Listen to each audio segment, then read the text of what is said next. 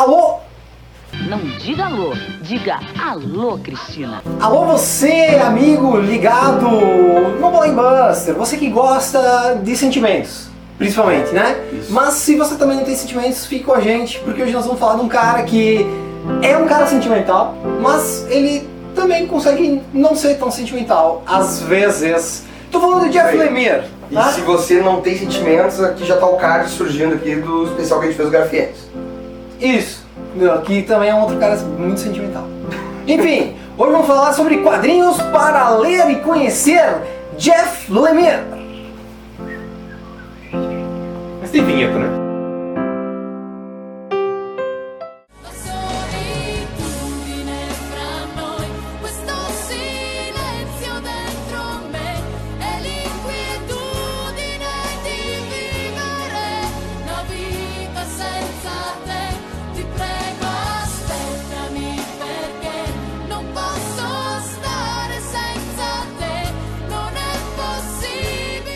E é bom que pode começar xingando de ignorante quem fala Jeff Lemire. Então, vamos falar do Jeff Lemire.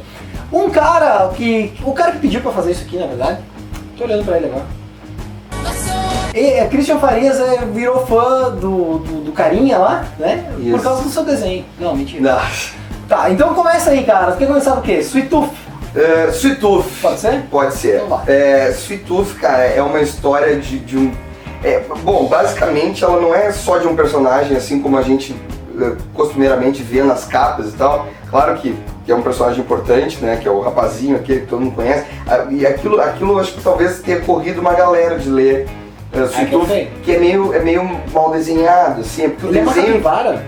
Não, ele é um servo, ele é um garoto. O que é a história? A história é o seguinte, acontece algo no mundo que acaba desencadeando um vírus que as pessoas começam a nascer. Quem estava nesse meio tempo aí do vírus e acabou que a mãe teve esse contato com o vírus, a criança nasce com feições e traços metamorfos, assim, com pedaços de uma pata de um cavalo, e às vezes até a criança nasce completamente animal, assim.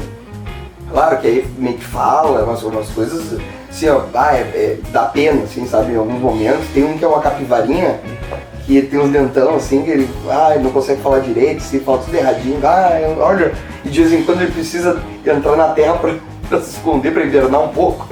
Cara, é triste. Mas assim, ó, o que é a história? A história é totalmente messiânica, assim. Ela é a história de um pai que sempre protegeu o pai, tipo, de feições normais, protegia o seu filho que ele tinha essas características diferentes, né? Ele era uma mistura de servo com um menino e ele se protegia para ele não sair daquela propriedade. E aí ele acaba morrendo da doença. E o pai acaba morrendo da doença e o menino se vê sozinho no mundo e ele acaba saindo. E aí, cara, é tipo um road movie, porque ele encontra um cara que começa a proteger ele, e aí vira uma parada meio Last of Us, e aí é tudo meio apocalíptico, o mundo já tá meio que todo mundo se protegendo em determinados locais, só que tem muita gente que está intrigada com isso. E aí começa a pegar esses metamorfos aí, essas crianças, começa a pegar para fazer experiências. E aí começa a matar, e começa a tentar dizimar isso, porque o humano começa a achar que a nossa raça é superior. E aí tem toda toda uma história que lá no final tu vai entender o que era, o que aconteceu, por que essas crianças nasceram assim, e o que realmente, por que disso acontecer para o futuro, entendeu? Para o que viria a acontecer no futuro. Então é uma história, bom, o final eu passei meia hora chorando. É um final lindo, é um negócio messiânico, é incrível, incrível. Inclusive, eu acho que Jeff Lemire talvez tenha sido ele que escreveu a Bíblia. Não sei, porque eu não cheguei a olhar ali Quem será? não olhei. O autor. O autor eu não... Minha mãe diz que é Deus. O desenho talvez a galera estranhe um pouco, mas... É o desenho do Lemire mesmo. Estilizado. E outra, ele é um ritmo, a história é um ritmo muito bom, assim. tu não consegue parar de ler. Eu li, eu acho que em uma semana, assim, sabe? Tu não consegue parar de ler. Encadernados aqui, eu não lembro quando saíram, mas são... 4 ou 6? Acho que são 6, porque são 40 e tantas edições. Então, né? Mas é uma história que teve um fim, acabou. Tem um início, tem um fim, pum, sabe? Sim. E aqui saiu encadernadinhos de capa mole, que lá Isso. Pela Panini, provavelmente não vendeu muito, né? Não, dizem que não vendeu. Quem nos falou, inclusive, foi o Levi, né? Falou lá na Comic Con que não foi uma coisa muito... Então fala o seguinte, vai lá agora, vá na Comics, acho que vai encontrar isso. Isso. Né? Então vai lá, Comics, que é o patrocinador desse vídeo. Isso. Inclusive, né? E eles vão dar pra nós sortear... Não, mentira, eu não falei nada.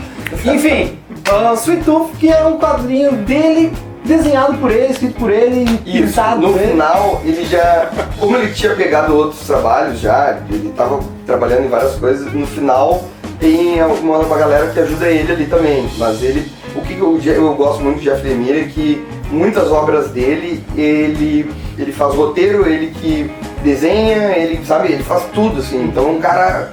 E aí como ele começou a estourar e tal, ele pegou vários trabalhos e aí ele tinha que, né? Ele começou a, não, peraí, vou ter que passar pra alguém me ajudar, né? Então, mas é uma obra, topzera.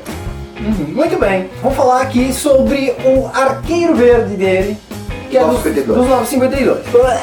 Quando começou o Arqueiro, foi uma merda, né? Até onde se sabe, né? Eu não tive coragem de chegar perto disso.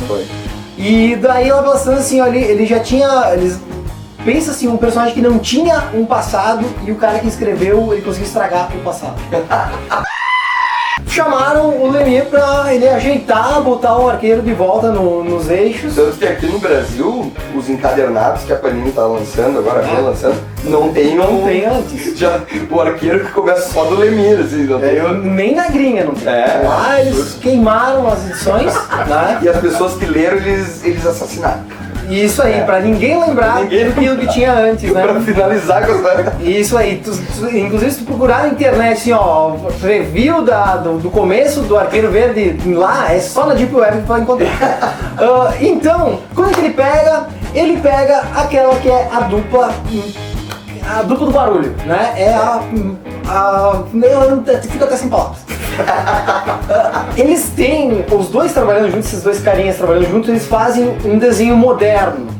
Não é aquele desenho George Pérez, não é um desenho Frank Miller pegando uma outra linha de desenho assim. Eles fazem um desenho que é meio realista, tu parece uma foto aquilo lá, e é pintado de uma forma genial. É incrível. É com textura, é uma coisa assim, ó. E às vezes assim, uma cena que seria toda, digamos, colorida, ela seria cheia de cores. Não, eles chapam um tom só, uma coisa absurda. Assim, isso, absurda. Que é o André Sorrentino e o Marcelo Maiolo.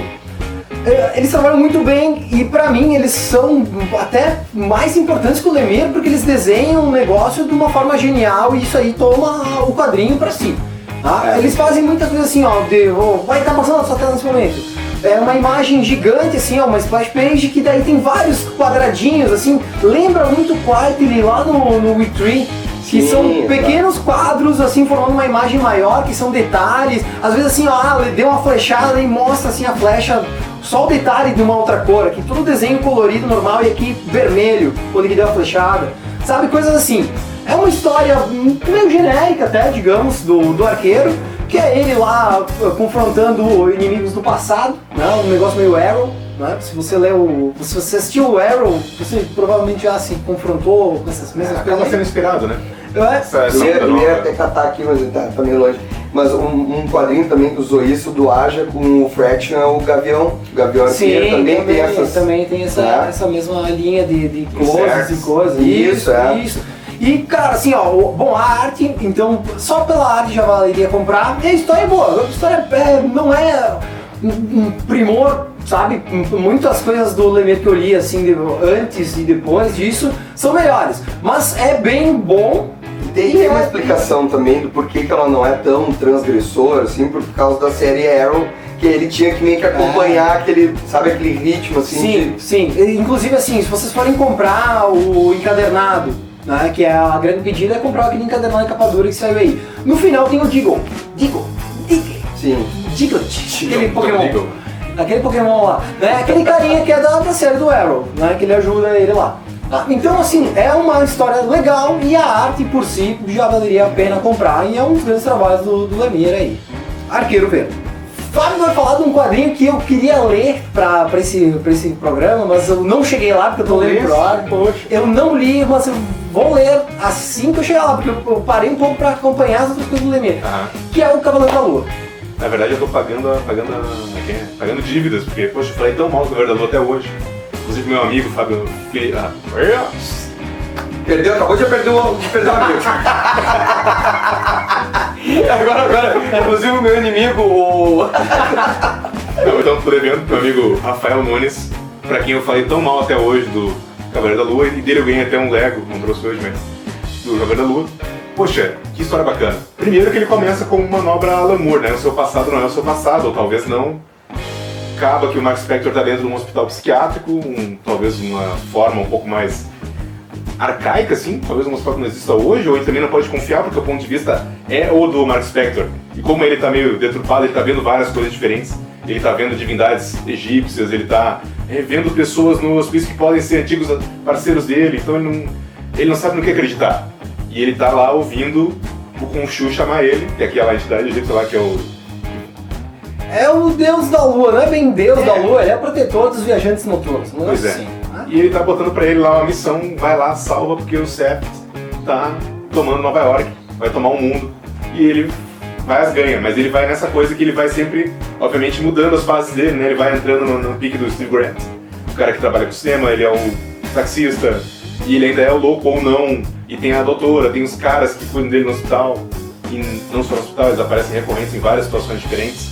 E tu fica um pouco louco com essa coisa dessa mudança, mas o que é, qual é a base real no final das contas, né? Sim. Mas é legal, porque a história, por mais que ela te deixe essas dúvidas todas, ela vai te plantando sementes, ela te dá uma explicação muito legal de como essas entidades egípcias agem sobre o mundo, tu fica nessa loucura, tu quer saber mais. E é muito dinâmico, poxa. Ele manda bem o roteiro, né? Não. Os roteiros dele são bons, são amarradinhos, não tem aquelas... Uma coisa que é, não sei se nas outras coisas que vocês leram aí, mas ele sempre planta uma sementinha lá no meio. Claro, Ele tá falando uma história aqui linear, só que aqui daí tem uma sementinha que vai Claro. adiante. Acho que sempre vê que ele tem lá a história, ele tem um planejamento, ele sabe pra onde ele tá indo e ele se levando. Exato. E o artista ali no Cavaleiro da Lua, ele consegue muito bem mudar estilos com cada etapa, com cada personagem, com cada situação que tá rolando. Talvez um pouquinho ao contrário que também, pra ler, eu li o Superboy, que ele pegou no início dos 952. É uma história legal, é digna, não levanta o Mjolnir, mas dá pra aguentar. E tipo, mas tu vê que ficou, ali é muito mais burocrático. O próprio artista também, ele muda o traço, mas ali não se encaixa. Porque ali não há variação de personalidade nem nada que justifique isso. E tem muitas coisas clichê ali, mas dá pra salvar na base, no geral. Mas é também bom ver como é que o cara se vira quando ele tá fazendo uma coisa que não é dele, né? Exatamente, Como te mandaram, tá? E aí o cara tem que se virar nos 30. Não, e tu tem aquele, né, tu tá fechado, tu não pode sair muito pros lados, né? Sim, tem uma cerca ali, Mas tu vê que tem um rapazinho aqui que ele usa no condado de Essex. Isso. Tem uma história aqui que ele mais ou menos aparece Superboy. Começando e fechando a história, o arco dele. Sim. Que dá 11 primeiras edições dos 952.